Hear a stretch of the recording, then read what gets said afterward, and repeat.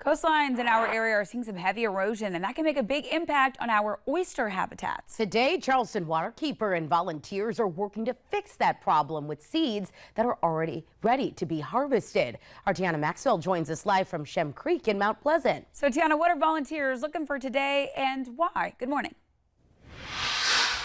Good morning, Katie. Shelby. Well, it's called Spartina, or a type of marsh grass that Charleston waterkeeper and volunteers are looking for this afternoon. And at the end of each year, the perfect harvest can be found in areas along our waterways, just like right here along Shem Creek, which is a good thing. Now, volunteers are looking for healthy marsh grass seeds in the first step of a year-long effort to save eroded coastlines. Throughout the year, the plan goes like this: plant oyster shells on the shore with marsh grass to lower the amount of erosion. From there, these seeds will develop over time before being planted into the new shoreline. Volunteers then collect the seeds, but the program director for Charleston waterkeeper Cheryl Carmack-Smith says millions of seeds are needed to make the recovery plan work. She cites the real challenge is having enough of that will make it to the final steps of the restoration process.